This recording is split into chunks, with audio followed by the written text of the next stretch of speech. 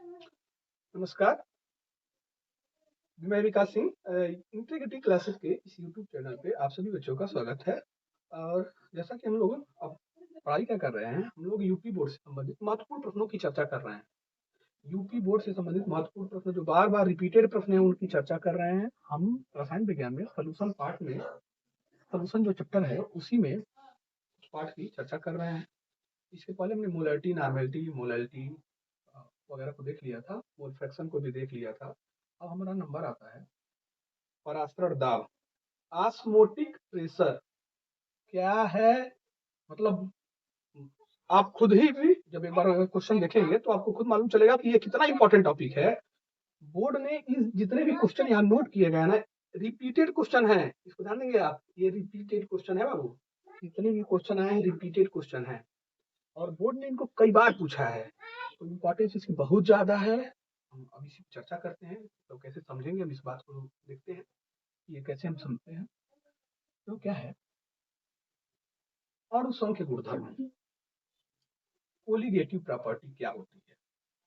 Colligative property क्या होती है? तो कोलिगेटिव प्रॉपर्टी क्या होती है, जो लिखा है उसी के अनुसार बोलना है। अणुओं की संख्या के ऊपर, अणुओं की संख्या के ऊपर जो डिपेंड करती है, जो निर्भर करती है, उसे अणुसंख्य गुणधर्म कहते हैं। अणुओं की संख्या के ऊपर जो डिपेंड करती है, जो निर्भर करती है, उसे हम अणुसंख्य गुणधर्म कहते हैं। अणुओं की संख्या के ऊपर जो डिपेंड करती है, उसे क्या कहते हैं? अणुसंख्य गुणधर्म।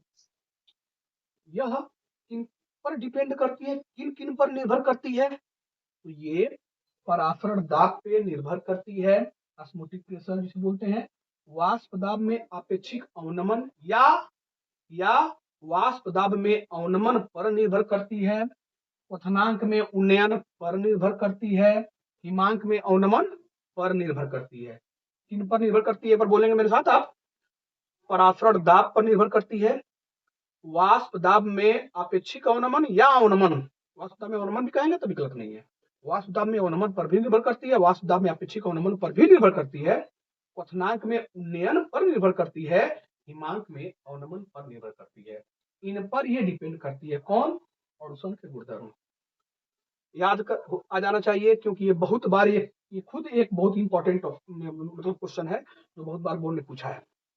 अब क्या है, जैसे यहाँ देखेंगे कि यहाँ पे हमारी बात अगर है तो मैं यहाँ पे कहूंगा अणुओं की, क्या अणुओं की नहीं, अणुओं की नहीं, अणुसंख्य गुणधर्म। अणुसंख्य जो गुणधर्म है वो किस पे निर्भर कर रहा है? अणुओं की संख्या की। यही तो मैंने बोला ना। तो मैंने कहा अणुसंख्य गुणधर्म अनुक्रमानुपाती अणुओं की संख्या। अणुसंख्य गुणधर्म अनुक्रमानुपाती अणुओं की संख्या, मतलब इसका क्या है? अणुसंख्य गुणधर्म अणुओं की संख्या के अनुक्रमानुपाती, मतलब क्या हुआ? अणु की संख्या गुणधर्म, अणुओं की संख्या जैसे जैसे बढ़ेगी अणुसंख्य गुणधर्म वैसे वैसे बढ़ेंगे। अणुओं की संख्या जैसे जैसे बढ़ेगी अणुसंख्य गुणधर्म ऐसे ही जैसे बढ़ेंगे। आयन की संख्या भी हो तब भी यही बात है, आयन की संख्या हो तब भी यही बात है। हमने क्या कहा? अणुओं की संख्या जैसे जैसे बढ़ेगी अणुसंख्य गुणधर्म भी बढ़ता जाएगा। मतलब अब आते हैं हम लोग अपने टॉपिक पे। अब हमारा हमको आज पढ़ना क्या है? आज पढ़ना क्या है, इसको ध्यान देना। परासरण दाब। पहली बात तो परासरण दाब होता क्या है, इसको देखेंगे हम। परासरण दाब क्या होता है, ध्यान देंगे आप। परासरण दाब समझने के पहले हम परासरण समझेंगे। क्या समझेंगे? परासरण। क्या समझेंगे? परासरण क्या होता है, इसको देखेंगे आप। जब जब विलायक के विलायक के कण, जब विलायक के कण तनु विलयन से सांद्र विलयन की तरफ गति करते हैं तो उस क्रिया को हम परासरण कहते हैं। जब, मेरे साथ बोलिएगा, जब विलायक के कण तनु विलयन से सांद्र विलयन की तरफ गति करते हैं तो उस क्रिया को क्या कहते हैं? परासरण कहते हैं। परासरण दाब किसे कहते हैं? जब विलायक के कण तनु विलयन से सांद्र विलयन की तरफ गति करते हैं, जब विलायक के कण, किसके कण? विलायक के कण कहाँ गति करते हैं? तनु से कहाँ बाबू? सांद्र की तरफ, तो उसे क्या बोलेंगे? पराफरण।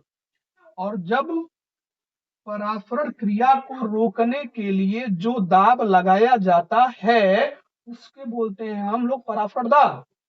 ये जो विलायक के कण तनु से सांद्र की तरफ गति कर रहे हैं, इन्हें रोकने के लिए जो दाब आप लगाएंगे उसे आप बोलेंगे क्या? पराफरण दाब। समझ में आ गया होगा? अब देखेंगे, आपको पराफरण दाब भी समझ में आ गया होगा, पराफरण भी समझ में आ गया। अब है मतलब reverse osmosis. Reverse osmosis, osmosis RO बोलते हैं आप इसे। कहते हैं आप कि आरओ पानी, आरओ पानी, आरओ पानी, वो इसी प्रोसेस से आता है, रिवर्स ऑस्मोसिस प्रोसेस से आता है। क्या हिंदी बोलते हैं इसे? प्रतिलोम पराफरण। प्रतिलोम पराफरण। प्रतिलोम पराफरण क्या है, इसको समझेंगे आप। प्रतिलोम पराफरण क्या है?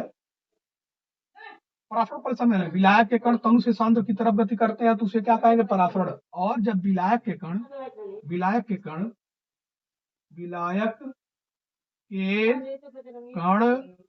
सांद्र से तनु की तरफ गति करने लगते हैं, तो क्या बोलेंगे आप बाबू?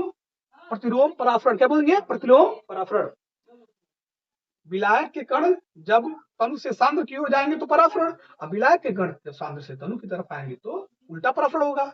उल्टा पराफरण को ही बोलते हैं रिवर्स ऑस्मोसिस ही बोलेंगे उसे, और उसे प्रतिलोम पराफरण भी कहेंगे। समझ में आ गया होगा?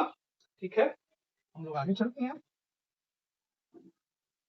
अब देखेंगे हम लोग, देखो क्या है, इतनी बातें अगर हम लोगों ने समझ लिया तो थोड़ी देर क्वेश्चन पे चर्चा कर लेते हैं। निम्न में से कौन सा अणुसंख्य गुणधर्म है? क्वेश्चन आया हुआ है कई बार, निम्न में से कौन सा अणुसंख्य गुणधर्म है? तो आप बताओ ना कौन सा अणुसंख्य गुणधर्म है? इन चारों में उनमें कौन है? देखो कौन है? पराफरण दाब है। तो निम्न में कौन सा अणुसंख्य गुणधर्म है? पराफरण दाब। कौन है? पराफरण दाब। निम्न विलयनों में सर्वाधिक पराफरण दाब किसका है? आपको कैसे मालूम चलेगा किसका पराफरण दाब सबसे अधिक है? इसका पराफरण दाब सबसे अधिक है, कैसे मालूम चलेगा? देख लीजिएगा, पहले ऑप्शन में KCl है, K प्लस Cl माइनस में टूटेगा। दूसरे ऑप्शन में देखिएगा BaCl2 है, Ba2 प्लस और 2Cl माइनस में टूटेगा। तीसरे ऑप्शन में क्या है? NH4 अमोनियम क्या है? फॉस्फेट है। ये कैसे ब्रेक होगा? 3NH4 प्लस PO4 3 माइनस, और चौथे ऑप्शन में क्या है? Na2SO4 है, 2Na प्लस SO4 2 माइनस। आप खुद बताइए ना, आप खुद बताइए इसमें ऑप्शन कौन सही है? निम्न विलयन में सर्वाधिक पराफरण दाब किसका होगा? आपने कहा पराफरण दाब क्या है? अणुसंख्य गुणधर्म है। पराफरण दाब क्या बाबू? अणुसंख्य गुणधर्म है। और अणुसंख्य गुणधर्म किस पर डिपेंड करता है? अणुओं की संख्या या आयन की संख्या पर। तो बताओ इनमें सबसे अधिक आयन की संख्या कहाँ है? देखो सबसे अधिक आयन की संख्या कहाँ है? यहाँ है, देख लो सबसे अधिक आयन की संख्या कहाँ है? यहाँ पे है, देख सकते हो, खुद देखो है। इसलिए यहाँ पे ये हो जाएगा। समझ में आया होगा जहां तक पता है? बड़े आसानी से आप समझ रहे होंगे। मैं इसकी गारंटी दे रहा हूं कि आप जो है वो समझ में आएगा ही। आपको समझ में, समझाने की गारंटी मेरी है। आपको समझ में आएगा, बस आप वीडियो देखते रहें और इसको सब्सक्राइब भी करते रहें और लोगों को शेयर भी करते रहें। इससे हमारी एनर्जी बढ़ेगी, हमारी एनर्जी बढ़ेगी तो बस फिर आपको बेहतर से बेहतर परिणाम भी मिलेंगे। देखेंगे अब हम क्या चर्चा कर रहे थे बाबू यहाँ पे। अगला क्वेश्चन, 0.1 एम ग्लूकोज तथा 0.1 एम NaCl में विलयन में किसका पराफरण दाब अधिक होगा? यही ना? ये बाबू उठाओ तुम ग्लूकोज को और उठाओ तुम NaCl को, तुम खुद बताओ आयन में कौन टूटेगा? ग्लूकोज आयन में टूटेगा क्या? कार्बनिक जो कंपाउंड होते हैं क्या आयन में ब्रेक होते हैं क्या? नहीं ना। तो जब ये आयन में ही ब्रेक नहीं होंगे तो यहाँ पे अणुओं की संख्या बढ़ नहीं रही है। ये तो आयन में ब्रेक हो रहा है, यानी यहाँ पे अणुओं की संख्या क्या हो रही है? बढ़ रही है, आयनों की संख्या अधिक हो रही है। तो पराफरण दाब पूछ रहा है किसका अधिक होगा, तो आप कहेंगे पराफरण दाब NaCl का अधिक होगा। आप क्या कहेंगे यहाँ पे आंसर देंगे 0.1 एम ग्लूकोज का 0.1 एम NaCl में 0.1 एम NaCl का पराफरण दाब अधिक होगा, क्योंकि NaCl आयन में टूट जाता है जबकि ग्लूकोज आयन में नहीं टूटता। हम जानते हैं कि अणु संख्या गुणधर्म जो होते हैं वो अणुओं की संख्या पर निर्भर करते हैं, इसलिए NaCl का पराफरण दाब अधिक होगा। ठीक है, चलते हैं हम लोग आगे। ये भी सवाल आपका सवाल हो गया। अगला क्वेश्चन है चौथा कैसे लगा ये देखेंगे। इस ताप पर 5% W, अच्छा ठीक है, इसके लिए हम देखते हैं एक फार्मूला है पराफरण दाब का। एकदम इसको आप मतलब रट्टा मार लें, चाहे जो भी करें, जो भी करना है कर लें इस फार्मूले को। एक मतलब इतना क्वेश्चन आया कोई ठिकाना नहीं है, इस पे काउंट नहीं कर पाएंगे आप, खुद आप चेक करेंगे तो। PV बराबर N/V R, ये एक फार्मूला है जहां P क्या है, पराफरण दाब है, जहां V क्या है, आयतन है, जहां T क्या है, ताप है, जहां V हो गया, P हो गया, R क्या है, विलयन स्थिरांक है, और इसकी वैल्यू क्या है 0.0821 लीटर वायुमंडल पर केल्विन, और R हो गया, V हो गया, N क्या है, मोलों की संख्या है, क्या है मोलों की। कुछ बातें थोड़ी सी देखेंगे आप। P क्या है, यहाँ पे पराफरण दाब है, क्या है P है पराफरण दाब है। थोड़ा सा इसको मैं शॉर्ट करता हूँ। P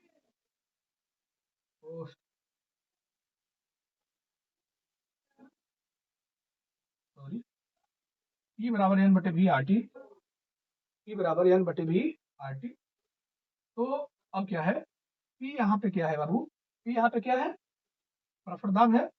और अगर आप N/V पढ़े होंगे आप भी, N/V क्या होती है, सांद्रता होती है।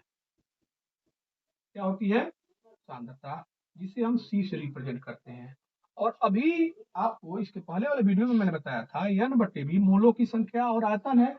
अब मोलों की संख्या और आयतन को भी क्या कहते हो आप, मोलरता भी बोलते हो। मोलों की संख्या बटे आयतन क्या बोलते हो, मोलरता बोलते हो। इसे आप C से भी रिप्रेजेंट कर सकते हैं, इसे आप कैपिटल M से भी रिप्रेजेंट कर सकते हैं। तो P बराबर यहाँ क्या हो सकता है, CRT हो जाएगा। इस पर सवाल बहुत ज्यादा पूछा गया है। और एक बात और, अब यहाँ मोलों की संख्या भी ब्रेक करेंगे आप, तो भार बटे अणु भार में आ जाएगी, भार बटे अणु भार। मोलों की संख्या क्या होता है, भार बटे अणु भार। तो अगर मैं यहाँ पे फिर इसको भार बटे अणु भार में करूं, तो V को यहाँ लेते हूँ और W बटे M R T, ये 3 फार्मूले बन रहे हैं आपको, 3 फार्मूले। ये फार्मूला क्या आपको पढ़ना है, P बराबर N/V RT, P बराबर N/V RT, और N/V को हम क्या बोलेंगे, N/V क्या है, मोलों की संख्या बटे आयतन क्या बोलते हैं, सांद्रता। मोलों की संख्या बटे आयतन को सांद्रता बोलते हैं, इसे मोलरता भी आप कहते हैं, इसको पहले पढ़ चुके हैं आप। और यहाँ पे R क्या है, विलयन का स्थिरांक है, T क्या है, टेम्परेचर है। तो N/V को C रखे और फिर P बराबर CRT हो गया। V को जब हम यहाँ किए तो PV हो गया, और N की जगह हमने क्या रख दिया, W बटे M, भार बटे अणु भार। ठीक है, इस पर सारे क्वेश्चन सॉल्व हो जाएंगे, सारे के सारे क्वेश्चन इसी पे सॉल्व हो जाएंगे। अब एक क्वेश्चन सॉल्व करते हैं। इस ताप पर 5% W/V विलयन 7 वायुमंडलीय पराफरण दाब उत्पन्न करता है, ये पूछा जा रहा है।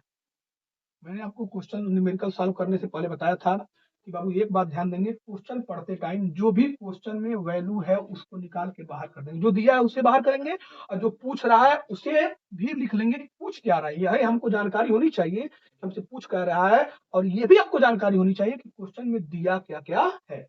हम पढ़ते हैं, किस ताप पर 5% W/V बिलियन 7 वायुमंडलीय दाब, पी का मान कितना दिया है 7 वायुमंडलीय दाब। अब देखो क्या है, एक चीज आपको बताना चाहेंगे, पराफरण दाब जो है, पराफरण दाब जो है, आप हमेशा ये ध्यान दीजिएगा वायुमंडल में रखिएगा। किसमें रखिएगा, वायुमंडल में रखिएगा। इस क्वेश्चन में आपको दिमाग में एक चीज आ जानी चाहिए, नॉर्मल चीज, अगर पराफरण दाब आपको mm में दिया है, सेंटीमीटर में दिया है, तो उसको आप चेंज कर लेंगे वायुमंडल में। आयतन किस में रखिएगा आप, लीटर में। सॉल्व करने की आसान तरीका हम बता रहे हैं आपको, कभी भी कुछ भी ml में दिया है तो उसको लीटर में कन्वर्ट कर लीजिएगा आराम से। टेम्परेचर किस में कर लीजिएगा, केल्विन में, केल्विन में। आर ये तो पता ही है, यह आपको मौलिक संख्या भार बटे भार कर देंगे, भार को ग्राम में कर देंगे आप। ठीक है, अब हम आते हैं, पी हमारा कितना दिया है 7 वायुमंडलीय दाब दिया है पी हमारा, और हमसे 5% W/V, इसका मतलब क्या हुआ, 5% W/V का मतलब क्या हुआ, 5% W/V का मतलब हुआ, का अर्थ है 5 ग्राम 100 ml में घुला है। ठीक है, 5 ग्राम किसमें घुला है 100 ml, बस इसका मतलब क्या हुआ 5 ग्राम 100 ml में घुला है, 5 ग्राम 100 ml में घुला है। आप 100 ml क्यों कह रहे हैं, क्योंकि यहाँ आयतन दिया है, और 5 ग्राम क्यों कह रहे हैं, क्योंकि यहाँ क्या दिया, वेट दिया है। ठीक है, अब देखिए आप, आपको W का मान दिया है 5 ग्राम, B कितना दिया है 100 ml। ठीक है, हमको फार्मूला कौन लगा दें कि ये क्वेश्चन हमारा हमसे टेम्परेचर पूछा जा रहा है, ये फार्मूला हमारा लगा दे, भार दिया ही है हमको, आर पता ही है, बी पता ही है, पी पता ही है, हम रख देते हैं। पी कितना दिया है बाबू, देख लो यहाँ पे 7 गुणे, बी कितना दिया है 100 ml, देखो 100 ml को हमने क्या कहा, अभी आप देखिएगा आयतन में लीटर में रखने के लिए ना, तो 100 ml को लीटर में बदलने के लिए क्या करेंगे आप, 100/1000, मतलब 0.1 लीटर। किसी भी अगर हम बिलियन के लिए अगर ml में दिया रहता है तो ml को हम लीटर में बदलते हैं, तो 1000 से भाग देंगे तो वो क्या बदल जाएगा, लीटर में बदल जाएगा, तो 0.1 लीटर आ गया। 7 गुणे 0.1 बराबर, W कितना है बताओ 5 है, m क्या है अणुभार, तो किसका है ये W, इस ताप पर 5% W/V बिलियन, यहाँ एक ग्लूकोज होगा, क्या मान लेते हैं हम, ग्लूकोज, क्या मान लिया ग्लूकोज, क्योंकि भाई बिलियन तो पता होना चाहिए किसका है, किस ताप पर ग्लूकोज का 5% W/V बिलियन 7 वायुमंडलीय पराफरण दाब उत्पन्न करता है। ठीक है, क्वेश्चन मिस हो गया होगा, यहाँ मतलब ग्लूकोज हमने मान लिया, तो अगर ग्लूकोज हमने मान लिया तो 5 बटे क्या हो जाएगा, अणुभार कितना हो जाएगा 180, क्यों, क्योंकि ग्लूकोज का अणुभार कितना होता है 180 होता है, तो 5/180 हो गया, और आर कितना है 0.082, टेम्परेचर कितना आ गया आपका, टेम्परेचर कहाँ गया, नहीं पता मुझे टेम्परेचर के बारे में, ये हमको नहीं पता। अब T बराबर 7.7 हो जाएगा गुणे 180 बटे 5 गुणे 0.082, 5 गुणे 0.082 हमारा आ गया, तो कितना आएगा आंसर हमारा, ये आ जाएगा 306 और 0.9 के करीब। क्या आएगा ये? हमने कहा था आपसे कि जब ये वैल्यू पुट करेंगे तो आपका टेम्परेचर इसमें आएगा, केल्विन में आ जाएगा, ये कुछ 0.9 के केल्विन के करीब आ जाएगा। समझ में आया होगा जहाँ तक बात है। एक बार देख लेंगे आप, अगर नहीं समझ में आया वीडियो एक बार बैक करके फिर देख लेंगे आप कैसे लगाना था, क्वेश्चन कैसे दिया था। अब हम एक अगला चर्चा करते हैं अगले क्वेश्चन की।